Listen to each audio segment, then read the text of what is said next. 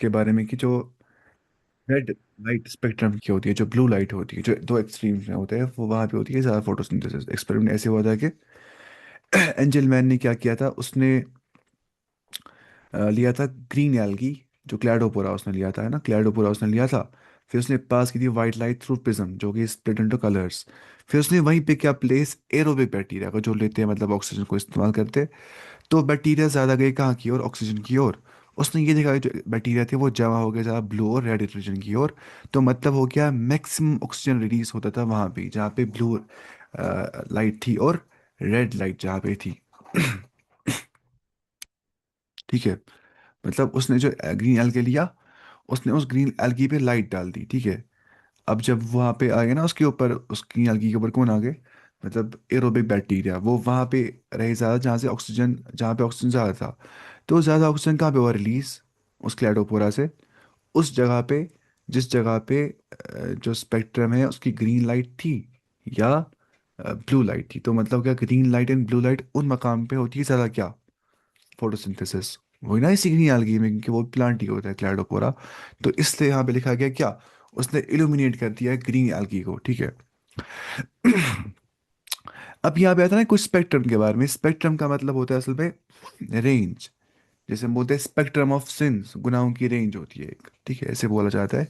असल स्पेक्ट्रा बोलते हैं इसको, अपेरेंस को या रेंज को बोलते हैं। जैसे वहाँ पे रेंज होता है विबग्योर में। तो वही चीज़ समझना है। तो रेंज ऑफ कलर्स जो होते हैं हमें ऑप्टेट, जब लाइट स्प्लिट हो जाती है प्रिज्म से पास होने के बाद, white light into VIBGYOR, violet, indigo, blue, green, yellow और ऑरेंज और रेड। तो स्पेक्ट्रल कंपोनेंट्स यहाँ पे आए थे ना, मतलब जो स्पेक्ट्रल पार्ट्स होते हैं। तो डिफरेंट कलर्स ऑफ लाइट जो वहाँ पे, उनको बोलते हैं क्या, स्पेक्ट्रल कंपोनेंट्स, यहाँ पे आ गया था। फिर प्रिज्म पता ना क्या होता है, वो होता है ग्लास ऑब्जेक्ट जहाँ से होती है लाइट स्प्लिट इनटू कलर्स। और एरो बैक्टीरिया क्या होता है, ऐसे बैक्टीरिया जो मतलब ऑक्सीजन की यानी कि एयर के ऊपर डिपेंड करते हैं। ठीक है। फिर यहाँ पे आया था कल एक चीज, उसको बोलते हैं एक्शन स्पेक्ट्रम। वो क्या होता है ना, the first action spectrum of photosynthesis. Action spectrum का मतलब होता है जहाँ पे एक्शन, जहाँ पे एक्टिविटी हो रही होती है, यानी कि जहाँ पे फोटोसिंथेसिस हो रहा होता है। ठीक है, जहाँ पे मतलब मैक्सिमम होती है फोटोसिंथेसिस, को बोलते हैं क्या, एक्शन स्पेक्ट्रम, उस जगह को। और एब्जॉर्प्शन स्पेक्ट्रम क्या होती है, जहाँ पे वेवलेंथ का पिगमेंट जो है वो एब्जॉर्ब होता है मोस्ट, उसको बोलते हैं क्या, एब्जॉर्प्शन स्पेक्ट्रम। तो क्लोरोफिल जो है वो एब्जॉर्ब कर देता है ब्लू प्लस रेड लाइट को ज़्यादा। तो जब क्लोरोफिल एब्जॉर्ब करता है, क्योंकि हम जानते हैं क्लोरोफिल करता है क्या है, जो ग्रीन पिगमेंट प्लांट्स में प्रेजेंट होता है वो एब्जॉर्ब लाइट को ही करते हैं आखिरकार। लेकिन जो क्लोरोफिल होता है वो कहते हैं ब्लू और रेड लाइट को ज़्यादा करते हैं, वो क्या, एब्जॉर्ब। तो उसको ज़्यादा एब्जॉर्ब करने से उस मकाम पे ज़्यादा हो जाती है क्या, जहाँ पे क्लोरोफिल होगा। तो वो करे एब्जॉर्ब ब्लू और रेड लाइट को। तो वहां पे क्या हो जाएंगे, एरोबिक बैक्टीरिया बढ़ गई है। तो उससे क्या समझ आ गया कि ये लोग, एरोबिक बैक्टीरिया रहते ऑक्सीजन को मिल रहा था वहां पे ही। तो एंजलमैन, टी डब्ल्यू एंजलमैन ने ये साबित कर दिया था। ठीक है। फोटोसिंथेसिस जो है वो मैक्सिमम होता है ब्लू और रेड के अंदर, ये इन शॉर्ट यहाँ पे ये होता है। तो लगभग लगभग एब्जॉर्प्शन स्पेक्ट्रम इज करीबन करीबन इक्वल टू एक्शन स्पेक्ट्रम। जहाँ पे जितना एब्जॉर्ब हो रहा होता है लाइट, वहाँ पे उतना एक्शन, वहाँ होता है ज़्यादा क्या होता है, फोटोसिंथेसिस। ठीक है। तो एक हिसाब से बैक्टीरिया ने यहाँ पे एक्ट कर दिया एज ऑक्सीजन डिटेक्टर्स, है ना, उनने दिखा दिया हम यहाँ पे है तो मतलब यहाँ पे ऑक्सीजन होगा। तो मोर बैक्टीरिया, जितने ज़्यादा बैक्टीरिया थे वहाँ पे, मतलब क्या हो गया, ज़्यादा वहाँ पे ऑक्सीजन भी था। और जितना वहाँ पे ज़्यादा ऑक्सीजन था, मतलब क्या हो गया, वहाँ पे उतना ज़्यादा क्या हो गया, फोटोसिंथेसिस। क्योंकि वहाँ पे जो क्लोरोफिल था उसने एब्जॉर्ब कर दिया रेड लाइट को और ब्लू लाइट को। तो green light is best for photosynthesis. ये बात बिल्कुल सही नहीं है। ये बात सही नहीं है। ग्रीन लाइट करती है कम एब्जॉर्ब किसको, लाइट को। ग्रीन लाइट जो होती है वो कम होती है एब्जॉर्ब बाय क्लोरोफिल। ये बात समझिए, ग्रीन लाइट जो है वो बेस्ट नहीं होती for photosynthesis. It's mostly reflected not absorb. ठीक है। बल्कि बैक्टीरिया वर डूइंग फोटोसिंथेसिस, ये बात सही नहीं है। वो ग्रीन एल्गी क्लैडो पूरा करता है फोटोसिंथेसिस और वहां बैक्टीरिया जमा हो गए, है ना। बैक्टीरिया सिर्फ इंडिकेटर्स थे, उन्होंने कह दिया यहाँ पे ऑक्सीजन है। तो एंजल मैन ने ये साबित कर दिया कि फोटोसिंथेसिस में मैक्सिमम कहाँ पे, ब्लू और रेड लाइट में, जब इस्तेमाल किया जाता है बैक्टीरिया को एज ऑक्सीजन इंडिकेटर। जो कौन सा बैक्टीरिया होता है, जो होता है ब्लू ग्रीन एल्गी। अब पढ़ते हैं हमें एब्जॉर्प्शन स्पेक्ट्रम ऑफ क्लोरोफिल और बी क्या होता है, वहां पढ़ेंगे आगे, फिलहाल देखते हैं यहाँ पे। उसके बाद उन्होंने कहा था कल by the mid of 19th century, यानी कि 1850 के आसपास क्या हो गया, the key features of plant photosynthesis were known, ठीक है, नेमली दैट प्लांट्स को यूज लाइट एनर्जी को इस्तेमाल करते हो ताकि बनाएंगे क्या, कार्बोहाइड्रेट्स और बनाएंगे plus oxygen from carbon dioxide and water ना, CO2 प्लस क्या होता है वाटर, उससे बनता है क्या, ग्लूकोज, यानी कि C6H12O6 प्लस ऑक्सीजन मिल जाता है उसे, और ATP में एनर्जी होती है स्टोर। इसको क्या बोलते हैं, फोटोसिंथेसिस। तो एम्पिरिकल इक्वेशन जो वहाँ पे टेस्ट बेस्ड इक्वेशन बन गई थी, representing the total process of photosynthesis involving organisms was then understood as, है ना, CO2 plus H2O in the range of light क्या मिल जाता है, CH2O मिल जाता है, यानी कि यहाँ पे बन जाता है कार्बोहाइड्रेट, वालेकुम सलाम, प्लस ऑक्सीजन। अब मैं कहता हूँ यहाँ पे देखिए इसको, कुछ बेसिक यहाँ पे समझ जाए। पहली बात जो यहाँ पे आ गया ना, एक मिनट, देखिए ओल्ड इक्वेशन ये थी, सिंपल जो इक्वेशन थी जो यहाँ पे लिखी गई है, अर्लियर साइंटिस्ट ने इक्वेशन ऐसी लिखी थी, carbon dioxide plus water in presence of chlorophyll and light, क्या मिलता है उससे, शाबाश, CH2O, यानी कि जो CH2 होता है, यानी कि कार्बन के साथ मिल जाता है हाइड्रोजन, यहाँ पे क्या हो जाती है, कार्बन डाइऑक्साइड के अंदर रिडक्शन हो जाती है इसके अंदर, क्योंकि ये कहता है गेन हाइड्रोजन को, प्लस यहाँ मिल जाता है ऑक्सीजन, ये था यहाँ पे क्या, पुरानी फॉर्मूला यहाँ पे ये थी। उसके बाद तो CH2O जो यहाँ था ना, वो क्या है यहाँ पे, वो बेसिक यूनिट ऑफ कार्बोहाइड्रेट है, बेसिक यूनिट ऑफ कार्बोहाइड्रेट, जैसे ग्लूकोज का बेसिक यूनिट आप मानिए, CH2O यहाँ पे वो है। ठीक है। प्रॉब्लम ये थी कि ये बहुत सिंपल था, इसने एक्सप्लेन नहीं कर दिया वेयर ऑक्सीजन कम्स फ्रॉम, कि ऑक्सीजन कहाँ से आ जाता है, ठीक है, जो प्लस O2 है ये कहाँ से आ गया। इसने ये समझा नहीं दिया हमें, इस इक्वेशन जो ओल्ड इक्वेशन थी। और प्रॉब्लम ये थी कि हाइड्रोजन कैसे इस्तेमाल हो गया, ये समझ नहीं आ गया इस जगह पे। ठीक है, उसके बाद जो वेन नील की जो बड़ा आइडिया था, वो टर्निंग पॉइंट बन गया, कि उसने कह दिया यहाँ पे क्या होती है, रिडक्शन होती है यहाँ पे। फॉर एग्जांपल यहाँ पे कार्बन डाइऑक्साइड लिया हमने, और प्लस 2H2A, यहाँ पे जो H2A यहाँ पे वो हाइड्रोजन डोनर है, इसको बोलते हैं क्या, हाइड्रोजन डोनर जो देता है हाइड्रोजन। और जो A यहाँ पे ना, यहाँ पे, तो वो गया left over after hydrogen is removed, ये लेफ्ट ओवर बन जाता है जो ए होता है, जब निकल जाता है यहाँ से हाइड्रोजन 2H से H2A से, जो क्या होता है, या 2H2A से, जो क्या होता है, हाइड्रोजन डोनर जो होता है। मतलब हो गया जो फोटोसिंथेसिस है, वहाँ पे क्या होता है, कार्बन डाइऑक्साइड गेट्स रिड्यूस्ड, वो गेन करता है हाइड्रोजन को फ्रॉम सम सोर्स, किसी न किसी सोर्स से वो करता है गेन हाइड्रोजन को। तो apply this to different organisms in green plants, क्या होता है, ग्रीन प्लांट्स में हाइड्रोजन डोनर वो क्या होता है, वाटर ना, CO2 प्लस H2O हम बोलते हैं। तो जहाँ पे ये H2A लिखा है, वहाँ पे हम ए के बदले में O लगा देते हैं ना, तो वो हम जानते हैं। फिर वही H मिल जाता है कार्बन डाइऑक्साइड के साथ, और उधर का जो O होता है वो बाहर निकल जाता है इन द फॉर्म ऑफ ऑक्सीजन, ये हम जानते हैं ना ये सब चीज़ें। हाँ, तो ग्रीन प्लांट्स में H2O क्या होता है, हाइड्रोजन डोनर वही होता है। वाटर गिव्स ऑक्सीजन हाइड्रोजन, है ना, वाटर क्या देता है, हाइड्रोजन, किसको, कार्बन डाइऑक्साइड को, मिलता है वहां पे, उसके साथ बनता है वो ग्लूकोज, यानी कि होती है रिडक्शन वहां पे।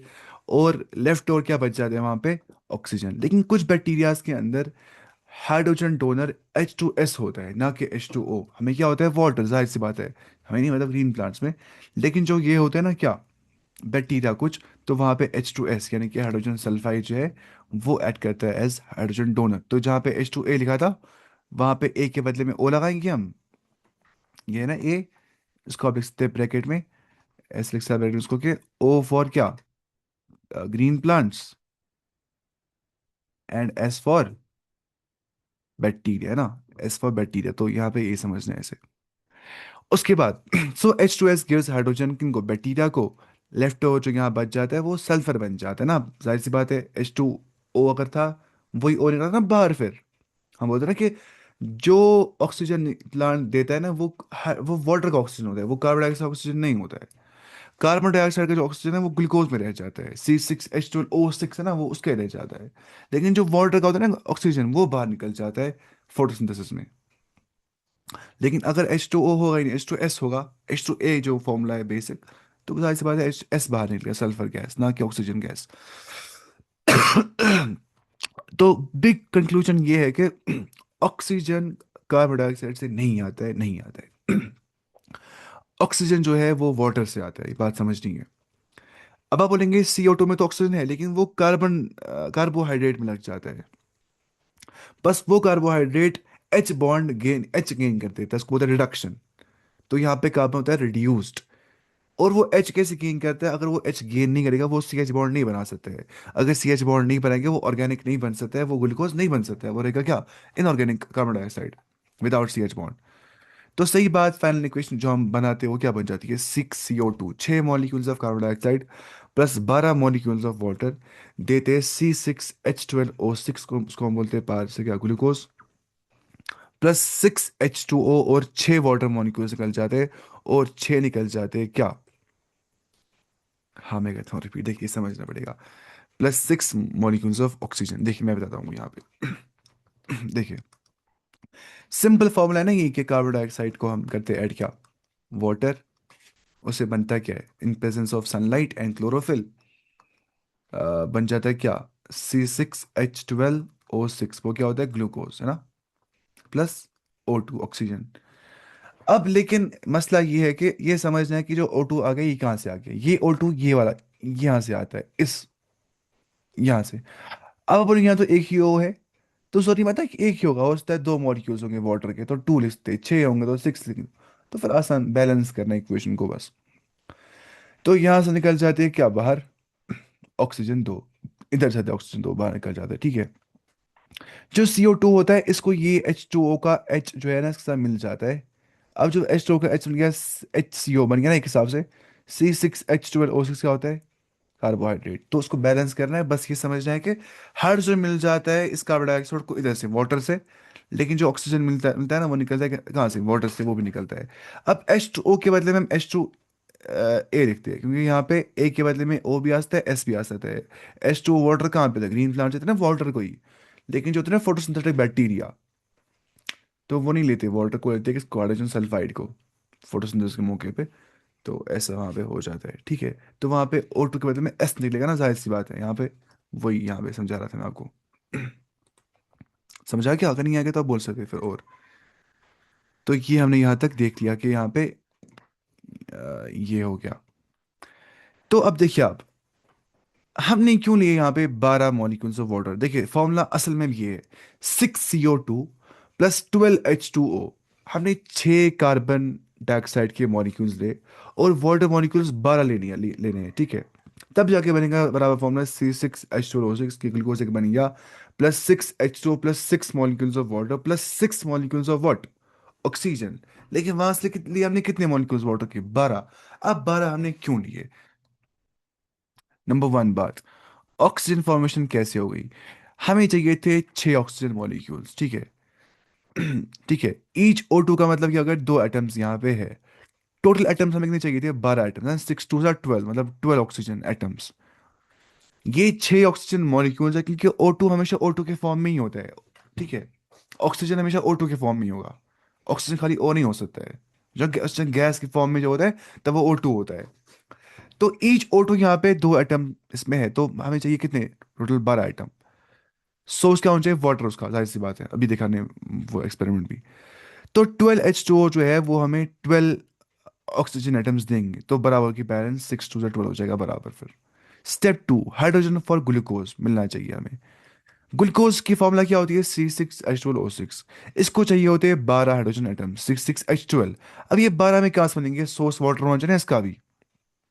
इन हाइड्रोजन मॉलिक्यूल्स का भी सोर्स क्या होना चाहिए? वाटर। तो ये ऐसे मिल जाता है कि जो H होता है फ्रॉम H2O, ठीक है, उसको करते हैं is use to form glucose. अभी कह रहा है कुछ एच है, यही लेता है कौन? कार्बन डाइऑक्साइड, क्योंकि उसको होती है रिडक्शन, वो लेता है हाइड्रोजन को, और बनता है वो क्या? कार्बोहाइड्रेट। इसी फॉर्म मतलब प्रोसेस है। लेकिन अब चूंकि उसको चाहिए होता है ये हाइड्रोजन ग्लूकोज बनाने के लिए, वो इससे लेता है, वाटर से। इसलिए हम वाटर को 12 मॉलिक्यूल लेते हैं। तो जब H2 को 12 आ जाता है, तो बराबर हो जाती है बैलेंस इक्वेशन यहाँ पे, ठीक है। अच्छा, water is also formed again, और यहाँ से और वाटर बन जाता है, 6H2O बन जाता है, और मतलब ये तो रिएक्शन ऐसी हो जाती है। अब इसको हम बैलेंस कर रहे हैं, अब समझ रहे हैं। सो फाइनल बैलेंस यहाँ पे यही होता है क्या? कि यूज होते हैं कितने? 12 वाटर मॉलिक्यूल्स, और बनते कितने वापस है, 6 वाटर मॉलिक्यूल्स। तो नेट कितना कंज्यूम हो जाता है water, water net water consume हो जाता है H2O 6 मॉलिक्यूल। तो फोटोसिंथेसिस में एक रिएक्शन के अंदर जो प्लांट होता है वो 6 वाटर मॉलिक्यूल्स लेता है, कंज्यूम कर देता है। किस लिहाज से, असल में तो पता होती है वो 12 मतलब लेता है फिर 6 देता है ना वापस, तो नेट कितना कंज्यूम करता है वो, नेट वो करता है कंज्यूम सिर्फ 6 वाटर मॉलिक्यूल्स। बाकी अगर असली वो 12 ही लेता है लेकिन 6 देता है ना वापस, फिर वो होता है 6 ही उसने लिया होता है।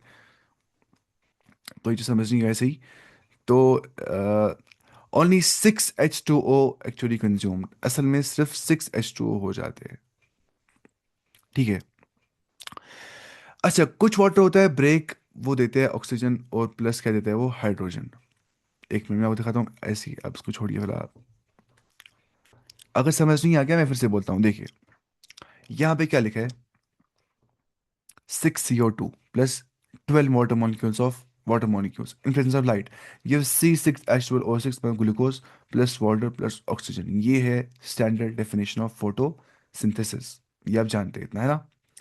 अब सवाल पैदा हो जाता है, ऐसे क्यों हमने यहाँ पे 12 मॉलिक्यूल्स लिए इसके इक्वेशन को बैलेंस करने के लिए, क्योंकि चाहिए हाइड्रोजन यही मिल जाता है इसके साथ, तब जाके बनता है C6H12O6। और आप मानिए जो ऑक्सीजन होता है ये बन जाता है ना, ये निकलता है इधर से ऑक्सीजन, ठीक है। इसको मिलते हैं 6 मॉलिक्यूल्स ऐसे, ठीक है। तो ऐसे होती है रिएक्शन बैलेंस इन शॉर्ट, और कुछ नहीं होता है ऐसे। बस ये समझना है आपको कि बस इतना आसान था, ये कुछ नहीं था, बस रिएक्शन बैलेंस कर रहे थे हम। बाकी तो सिंपल फॉर्मूला है। यहाँ पे H2A लिखा है इसने, ठीक है। तो यहाँ पे 2A वापस बाहर निकल जाता है, यहाँ पे होता है ना ऑक्सीजन भी है, अगर H2O लेंगे प्लस CH2O, ये बेसिक मतलब आप मानिए ग्लूकोज की फॉर्मूला है, बेसिक ग्लूकोज जो है, ये तो असली ग्लूकोज का फॉर्मूला है, ठीक है। C6H12O6। तो यहाँ पे लिखा है ऐसे वही कि a milestone contribution of understanding of photosynthesis was made by the microbiologist, जो था उसका नाम था कॉर्नेलियस वैन नील। पैदा हुआ था इस टाइम पे, मरा था इस टाइम पे, who based on studies of purple and green bacteria के ऊपर ही पढ़ रहा था, demonstrated that photosynthesis is essentially a light dependent reaction. इसके बगैर, लाइट के बगैर फोटोसिंथेसिस नहीं हो जाती है। इन विच हाइड्रोजन जो होता है form a suitable oxidisable compound, जहाँ जो हाइड्रोजन होता है वो बनाता है कि एक oxidisable compound, reduces carbon dioxide और कार्बोहाइड्रेट्स। तो उसकी वजह से जो यहाँ पे हाइड्रोजन होता है H2O के अंदर, जो ये वाटर के अंदर हम लेते हैं ना कितने मॉलिक्यूल्स, 12 मॉलिक्यूल्स, ये जो H2O होता है ये अपना हाइड्रोजन बाहर निकलते हैं, मतलब इसमें क्या होती है, ऑक्सीडेशन। और घुसता किस में, वो CO2 के अंदर, जो कितने होते हैं, 6। अब जब इसमें ये घुस गया, अब ये C6H12O6 बच जाता है, क्योंकि बाकी और निकलते हैं ना बाहर, 6 ऑक्सीजन मॉलिक्यूल्स, 6O2। तो ये समझना है कि यहाँ पे होती है रिडक्शन रिएक्शन। रिडक्शन के जरिए से, इन शॉर्ट समझ रहे हैं, रिडक्शन रिएक्शन के जरिए से एक कार्बन डाइऑक्साइड अपने आप को चेंज करता है इनटू कार्बोहाइड्रेट, जिसमें CH बॉन्ड आ जाता है, वो बनता है ऑर्गेनिक। और जो ऑक्सीजन है वो इसी वाटर से बाहर निकल जाता है, बैलेंस करने के लिए 12 लिखना पड़ता है यहाँ पे। वो इसने यहाँ पे लिखा है, ठीक है। कि कार्बन जो कंपाउंड है reduces carbon dioxide. Carbon dioxide में क्या होती है, रिडक्शन, क्योंकि ऑक्सीडेशन के बाद रिडक्शन होना लाजमन होता है, लाजिम मलजूम होता है। अगर ऑक्सीडेशन होकर रिडक्शन खुद ही हो जाती है, क्योंकि ऑक्सीडेशन का मतलब होता है हाइड्रोजन देना, डोनेट करना। तो अगर हाइड्रोजन डोनेट हो गया, जाहिर सी बात है लेने वाला तो कोई होगा ही ना। तो लेने वाला कौन होता है, वो होता है CO2, तो बनता है वो HCO। मानिए आप, HCO क्या होता है, C6H12O6, उसको बस बैलेंस करना है, वही बोल रहा है। तो ये बहुत इंपॉर्टेंट दिया था किसने, इस माइक्रोबायोलॉजिस्ट, का नाम क्या था, कॉर्नेलियस वैन नील्स का नाम था। In green plants H2 is the hydrogen donor. Water ही कहता है क्या, hydrogen donate, and is oxidise to oxygen. और यही जो होता है ना, ये ऑक्सीडाइज होता है इनटू ऑक्सीजन। मतलब क्या होगा ऑक्सीडाइज, मतलब it removes down it's hydrogen and gives it to what? To the carbon dioxide, and itself becomes oxidized to oxygen because इसका निकल जाता है हाइड्रोजन। अब जब हाइड्रोजन निकल गया H2O में से, H2 ही बाहर गया, अब क्या बच गया O। तो ऐसे बनता है ऑक्सीजन, वही समझाया इसने। इन शॉर्ट याद रखना है कि ऑक्सीडेशन मतलब होता है रिडक्शन ऑफ हाइड्रोजन, और रिडक्शन का, सॉरी, ऑक्सीडेशन का मतलब होता है रिमूवल ऑफ हाइड्रोजन, और रिडक्शन का मतलब होता है एक्सेप्टेंस या गेन ऑफ हाइड्रोजन, जो कहता है कार्बन डाइऑक्साइड वो खुद को बनाता है इनऑर्गेनिक से क्या, ऑर्गेनिक। समझ आ गया? Some organisms do not release oxygen during photosynthesis, कुछ ऐसा नहीं करते। जैसे बैक्टीरिया की एग्जांपल आती है, when H2S is the hydrogen donor, वहां पे H2O नहीं बल्कि H2S यानी कि हाइड्रोजन सल्फाइड होता है, हाइड्रोजन डोनर, पर्पल और ग्रीन सल्फर बैक्टीरिया के लिए। तो ऑक्सीडेशन प्रोडक्ट इज सल्फर वहां पे होता है, कि जो वहां पे ऑक्सीडेशन हो जाती है H2S के अंदर। What is meant by oxidation? कि ये निकालता है अपने अंदर से इस हाइड्रोजन को। अब जब इसने निकाल दिया अपने अंदर से इस हाइड्रोजन को, इसने अपने अंदर ऑक्सीडेशन कर दी, तो जाहिर सी बात है H2 जब बाहर निकल गया, बच गया खाली क्या S। तो इट्स ऑक्सीडेशन प्रोडक्ट जो यहाँ पे बन जाता है वो सल्फर होता है, अगर H2S होगा H2O के बदले में। इसलिए इसे यहाँ पे टू एच ए लिखा है, ना कि H2O यानी कि वाटर या H2S, क्योंकि ए का मतलब क्या, वेरिएबल है, यहाँ पे एस भी आ सकते हैं, ओ भी आ सकते हैं। O in case of green plants, S in case of blue and पर सल्फ ग्रीन सल्फर बैक्टीरिया, इनको बोलते हैं सल्फर बैक्टीरिया। जो H2S हाइड्रोजन सल्फाइड की प्रेजेंस में कार्बन डाइऑक्साइड से अपना फोटोसिंथेसिस करते हैं, because they are also autotrophic bacteria, ये अपना खाना खुद ही बनाते हैं, ये वाले बैक्टीरिया। ठीक है। तो और सल्फ, ठीक है, इस सल्फर या तो वो सल्फर है तो सल्फेट बन जाते हैं एनपी प्रोडक्ट, जो ना होता है oxygen product, depending on the organism पे डिपेंड करता है वो। एंड नॉट ऑक्सीजन, वो ऑक्सीजन ऑक्सीजन रिलीज नहीं करते, क्योंकि उनके पास होता ही नहीं, ऑक्सीजन कहाँ से लाएंगे? CO2 जो होता है ना, कार्बन डाइऑक्साइड का CO2, उससे नहीं बन जाता है क्या? उससे नहीं निकल जाता ऑक्सीजन बाहर कार्बन डाइऑक्साइड से? नहीं, ये निकलता है H2O के O से ऑक्सीजन बाहर, जो निकलता है रिएक्शन के, जो मैं पहले कहा था। हेंस ही इन्फर्ड, उसने ये अंदाजा कर दिया, करना होगा ना इन्फरेंस क्या होता है, कहा ना एग्जाम्पल, हाँ। Inferred that oxygen evolve by the green plant come from the H2O। तो उसने इस चीज साबित कर दिया कि जो असल में ऑक्सीजन निकलता है ग्रीन प्लांट से, वो उनको कार्बन डाइऑक्साइड से नहीं निकलता है, बिल्कुल नहीं, वो निकलता है वाटर से, क्योंकि इसने इस केस में जब इनको हाइड्रोजन सल्फाइड से रिएक्ट करवा दिया कार्बन डाइऑक्साइड को, किन में, बैक्टीरिया के अंदर, इसने दिखा वो बैक्टीरिया ऑक्सीजन निकालते ही नहीं है। मतलब क्या हो गया? कार्बन डाइऑक्साइड से ऑक्सीजन निकलता नहीं है, क्योंकि वरना था इनके पास CO2 में O2। मतलब हो गया वहां से निकल गया सल्फर गैस। मतलब इसी H2A जो वहां पे लिखा था, वही A निकल जाता है बाहर, whether in the form of O और in the form of S, depending on the green plant है कि बैक्टीरिया है। ठीक है। क्योंकि था ना, ये क्या था, एक माइक्रोबायोलॉजिस्ट था, इसने बैक्टीरिया के बारे में पढ़ा, फिर इनडायरेक्टली इसने कह दिया प्लांट ऐसे करते होंगे। ठीक है, इसने इन्फर कर दिया। इन्फर क्या होता है? अंदाजा करना, जैसे मैंने कल कहा था आपको, इन्फरेंस। ठीक है। मतलब सिंपल सी बात है, अगर आप देख रहे हैं आपके सामने ये PDF बना हुआ है, अगर आप बोलेंगे ये PDF खुद ही बन गया है, ये अंदाजा सही है ना, ये पागलपन है। आप बोलेंगे कि अगर इतनी प्रिसाइज सी वर्डिंग लिखी है, ये खुद नहीं बनता, किसने बनाया होगा? ठीक है। ऐसे ही बोल देना, जो यूनिवर्स है ना, यूनिवर्स सारी जो बन गई है ना, जैसे बोलते हैं कि God's mathematics is the God's language. मतलब खुदा ने इतना अंदाजा किया, इतना मैथमेटिक्स लगा दिया पूरी यूनिवर्स को बनाने के लिए, हम सोचते नहीं है कि कैसे खुद ही बन गई है, मतलब बन गई है, खुद ही मत बन सकती है। तो यूनिवर्स से हम इन्फेरेंस लेते हैं, किसका क्रिएटर होगा, उसको बोलते हैं इन्फेरेंस लेना, अंदाजा करना। तो इसने भी ऐसे इन्फर किया था। ठीक है। हालांकि ये मत है इसने एम्पेरिकल एविडेंस का दी थी, नहीं, इसने inference, empirical test based evidence नहीं, इसने इन्फेरेंस के दिया था। तो इसने यहाँ पे इन्फर लफ्ज आ गया।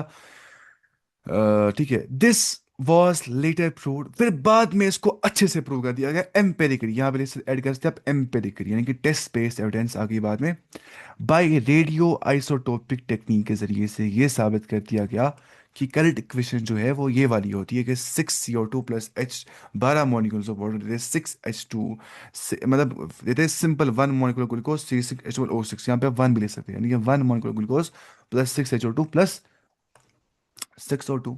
तो where C6H12O6 represents glucose, the oxygen releases from water से निकल जाता है ये।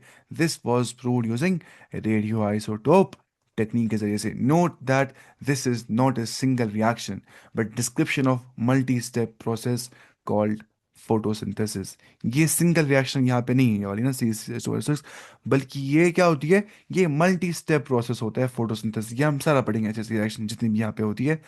तो अब ये बोल रहे हैं पे, can you explain why 12 molecules of water as substrate are used? क्यों हमने सबस्ट्रेट में या प्रोडक्ट नहीं, मतलब सबस्ट्रेट क्या होता है जिससे बन जाते हैं बाद में प्रोडक्ट, क्यों हमने यहाँ पे सबस्ट्रेट वाटर के 12 मॉलिक्यूल्स लिए, क्यों? तब जाके बैलेंस होती है इक्वेशन सही तौर से, और मिलता है हाइड्रोजन, इसको होता है ऑक्सीडाइज्ड और निकलता है ऑक्सीजन बाहर। खत्म मसला। तो ये आपको समझ आ गया होगा है ना। ये बहुत आसान था, अभी तक ये अभी तक जितना पढ़ा ना आपने, लगभग 10th क्लास का ये सब कुछ ना। बस एक्सपेरिमेंट एक्सपेरिमेंट थोड़ी सी यहाँ पे अलावा थी तो बस। अब पढ़ते हैं यहाँ से, फोटोसिंथेसिस कहाँ पर हो जाती है। You would of course answer in the green leaf, है ना, और इन द क्लोरोप्लास्ट के अंदर हो जाती है।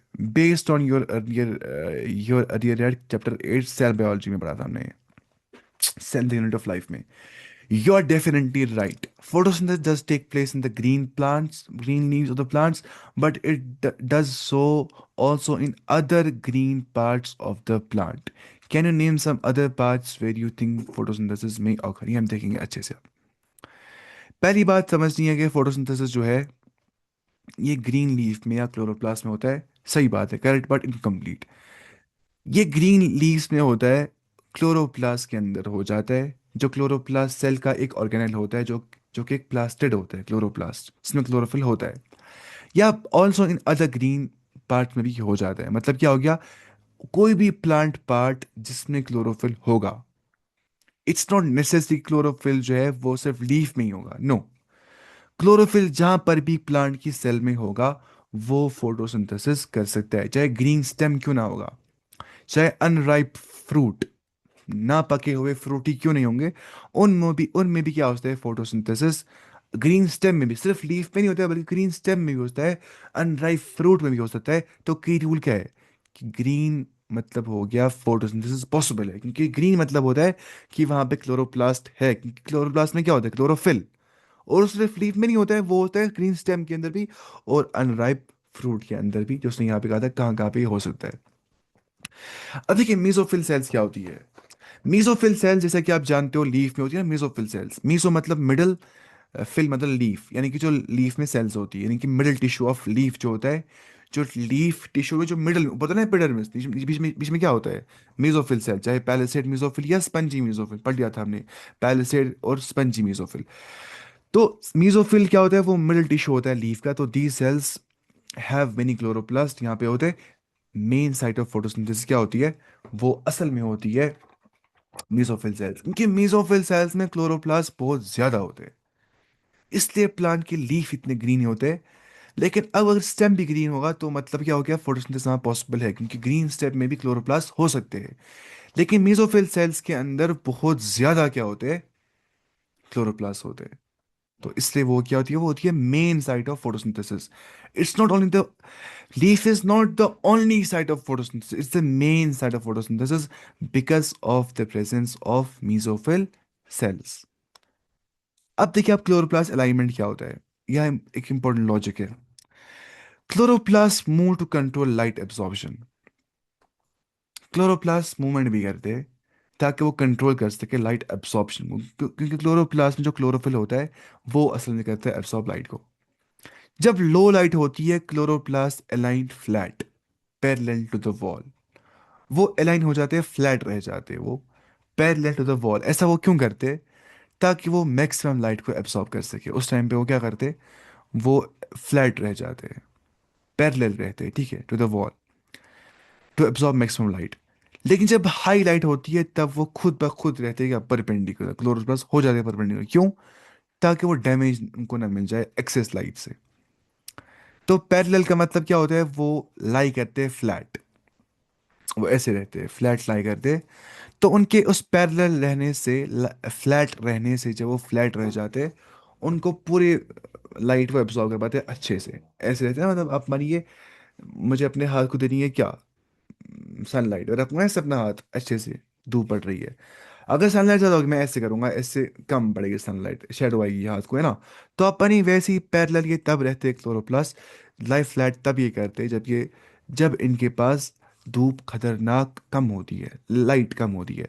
जब लाइट ज़्यादा हो जाती है अपने आप को चेंज करते और परपेंडिकुलर शेप के अंदर जाते। तो वही इसने यहाँ पे लिखा है कि you would recollect from previous unit that mesophyll cells in the leaves जो होती है have large number of chloroplast वहाँ पे होते। Usually the chloroplast align themselves along the walls of the mesophyll cells जो होती है ना, मेसोफिल सेल अपने लीफ में है, तो उसके वॉल्स जो होते हैं, उसके वॉल्स के साथ वो, ये एनाटॉमी में समझना है ना, इसको ऐसे काटना है फिर अंदर से देखना है इसको, तब जाकर समझ आएगा, ये लीफ में दिखता नहीं है ऐसे।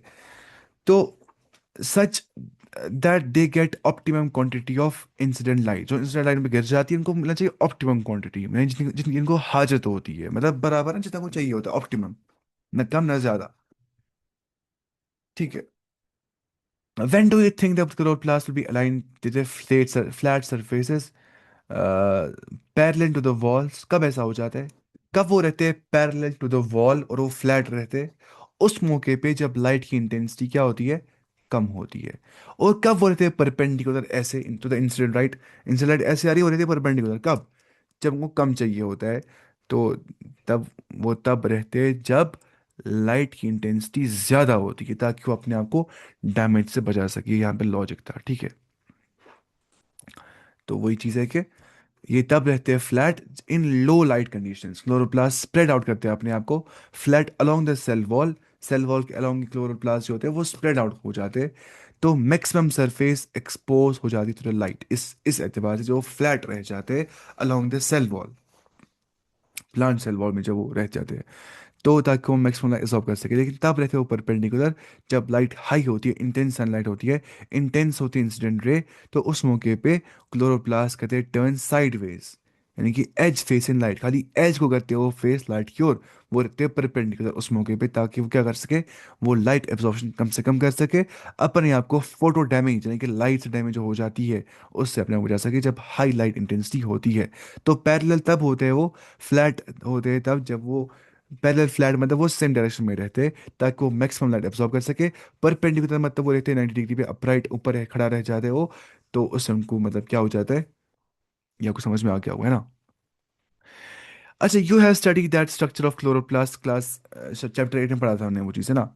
तो क्लोरोप्लास्ट जो होता है उसमें there is a membrane system consisting of ग्राना जहाँ पे होता है, and stroma lamella and matrix stroma, ये देखिए आप यहाँ पे देख पा रहे हैं आप। पहली बात ये होता है डबल मेम्ब्रेन, तो आउटर मेम्ब्रेन इनर मेम्ब्रेन दोनों यहाँ पे होते हैं, this is outer membrane, this inner membrane. फिर यहाँ पे आप देखिए ग्राना, ग्राना मतलब आप मानिए कॉइन्स में बस बहुत सारी है, इस एक कॉइन को बोलते हैं थैलाकॉइड। क्या बोलते हैं? थैलाकॉइड, हमें पढ़ना ही है बहुत अच्छे से। अब थैलाकॉइड पे कॉइन पे कॉइन पे कॉइन, जो एक पूरे कॉइन का पाइल ऑफ कॉइन जैसे लग रहा होता है ना, इस सारे को बोलते हैं ग्राना। क्या बोलते हैं?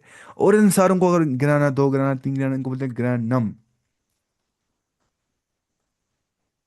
नहीं, ग्राना हो गया सारे, ग्राना हो गया एक, ग्राना ही सारे, ग्राना ग्राना, जैसे बैक्टीरियम क्या हो गया, एक बैक्टीरिया, बैक्टीरिया क्या हो गया, बहुत सारे बैक्टीरिया। तो ग्राना मतलब बहुत सारे ग्रानम, ये क्या है, दिस इज सिंगल ग्रैनम, इतना पता आपको है ना? और राइबोसोम्स भी यहाँ पे होते हैं ना, और लिपिड ड्रॉपलेट भी यहाँ पे आप देख पा रहे हैं, ये देखिए आप। और स्टार्च ग्रेन्यूल भी यहाँ पे हो सकता है, इसमें स्टार्च हो सकता है। तो ये आप देखिए, और स्ट्रोमा लैमेला यहाँ पे होता है, नहीं ये बीच वाली लाइन जो जोड़ती है इनको क्या होते हैं, स्ट्रोमा लैमेला। तो this diagrammatic representation of electron micrograph, ठीक है। इलेक्ट्रॉन माइक्रोग्राफ जो होता है ना, जो इलेक्ट्रॉन माइक्रोस्कोप से हम देख पाते हैं, इलेक्ट्रॉन माइक्रोस्कोप से हम बहुत देख पाते हैं। क्या मानिए आप, मतलब लगभग लगभग शायद 200.1 नैनोमीटर्स की क्या होती है रेजोल्यूशन। ये आपको समझ नहीं आएगा वो क्या होता है। इन शॉर्ट मतलब वो बहुत क्या होता है, बहुत माइन्यूट डिटेल्स दिखाता है इलेक्ट्रॉन माइक्रोस्कोप, क्योंकि उसमें इलेक्ट्रॉन बीम करती है पास थ्रू स्पेसिमेन, उसको बोलते हैं, वो आप छोड़िए हम क्या करें उसको, समझने की बात है कि तब जाके देख पाते हैं हम इतना छोटा स्ट्रक्चर, ठीक है, इलेक्ट्रॉन माइक्रोस्कोप के अंदर। अब थोड़ा बहुत आपको बेसिक याद आना चाहिए वापस, तो इसलिए मैं आपको बताता हूँ बेसिक सारा वापस है, देखिए। पहली बात होती है जो स्ट्रक्चर होता है क्लोरोप्लास्ट का, वहां पे तीन पार्ट्स होते हैं। ग्राना होता है वहां पे, जो क्या होती है, जो stacks of disc like structure होते हैं। स्टैक मतलब जो ऊपर तक एक स्टैक होता है, बड़ा सा stack of disc like structures, और वो डिस्क लाइक स्ट्रक्चर्स क्या होते हैं, वो होते हैं थैलाकॉइड्स। तो ये ग्राना क्या करते हैं, ये कहते हैं ट्रैप लाइट को, यही कहते हैं ट्रैप लाइट को। इन्हीं में क्या होता है, क्लोरोफिल। और स्ट्रोमा लैमेला क्या होता है, जो कनेक्शन होती है बिटवीन ग्राना, मानिए आप पाइप जैसी होती है दो टैंकी के दरमियान में, उसको कहते हैं स्ट्रोमा लैमेला। तो ये करता है, ये कुछ नहीं करता है, बस ये स्ट्रक्चरल लिंकिंग करते थे आपस में। और स्ट्रोमा क्या होता है, स्ट्रोमा मतलब पूरा जो उसके fluid filled inside the chloroplast, जितना भी था फ्लूइड फिल्ड कैविटी होती है, उसको बोलते हैं क्या, क्लोरोप्लास्ट। फ्लूइड इनसाइड, सॉरी, जो फ्लूइड, जो क्लोरोप्लास्ट के अंदर जो फ्लूइड भरा हुआ होता है उसको बोलते हैं स्ट्रोमा, ठीक है, उसको क्या बोलते हैं, स्ट्रोमा। स्ट्रोमा लैमेला क्या होता है, जो मतलब लिंक कहता है बिटवीन टू ग्राना। तो फंक्शन क्या होता है इसका, शुगर फॉर्मेशन कर देता है ये, कौन, स्ट्रोमा करता है शुगर फॉर्मेशन, इसलिए वहां पे क्या लिखा है, स्टार्च ग्रेन्यूल्स, कि शुगर होता है स्टोर कैसे प्लांट के अंदर, इन द फॉर्म ऑफ स्टार्च। तो स्टार्च ग्रेन्यूल, ग्रेन्यूल मतलब क्या होता है, स्टोरिंग बॉडी। ऐसे समझिए आप ये चीज। तो ग्रेना मतलब होता है grain like stack, grana grain जैसे स्टैक्स होते हैं ना, ग्रेन जैसे। और लैमेला मतलब थिन लेयर्स जो होती है, स्ट्रोमा लैमेला मतलब जो फ्लूइड मैट्रिक्स में थिन लेयर्स होती है उसको बोलते हैं स्ट्रोमा लैमेला, जो दो ग्रेना को जोड़ती है पाइप की तरह। जैसे होती है ना दो टंकी के बीच में पाइप एक होती है ताकि वो टंकी रह सके एक साथ, वैसे आप समझ सकते हैं इसको। तो यहाँ पे क्या होती है, डिविजन ऑफ लेबर यहाँ पे हो जाता है, हर एक को अपना अपना काम मिल जाता है। क्लोरोप्लास्ट रैंडम नहीं होता बल्कि यहाँ पे काम डिवाइड हो जाता है। पहली बात मेम्ब्रेन सिस्टम यहाँ पे होता है, उसको बोलते हैं ग्राना। ठीक है, हम देखेंगे अच्छे से, थैलाकॉइड में होता है थैलाकॉइड मेम्ब्रेन, हमें आगे सब पढ़ना है। तो ग्रेना में क्या होती है, लाइट एब्सॉर्प्शन इसी ग्रेना में हो जाती है। लाइट एब्सॉर्प्शन या लाइट डिपेंडेंट रिएक्शंस यहाँ पे हो जाती है, कहाँ पे, ग्रेना के अंदर। तो ग्रेना ही बनाता है क्या, एटीपी। जो एटीपी होता है ना, एटीपी, एटीपी फॉर्मेशन होती है कहाँ पे, इसी ग्रेना के अंदर एटीपी फॉर्मेशन हो जाती है, और एनएडीपीएच भी यहाँ पे बन जाता है। एटीपी क्या होती है, energy currency. Energy currency cell की होती है कि सेल करती है स्टोर अपनी अपनी energy in the form of ATP. Energy currency यही होती है। और एनएडीपी क्या होता है, एनएडीपीएच हमें पढ़ना है अच्छे से बाद में। एनएडीपीएच हाइड्रोजन या इलेक्ट्रॉन कैरी करते हैं, उसको बोलते हैं हाइड्रोजन और इलेक्ट्रॉन कैरियर, एनएडीपीएच। और स्ट्रोमा क्या करता है, स्ट्रोमा करता है सिर्फ और सिर्फ शुगर सिंथेसिस, कि वो ग्लूकोज को इन the form of starch store कर देता है बाद में।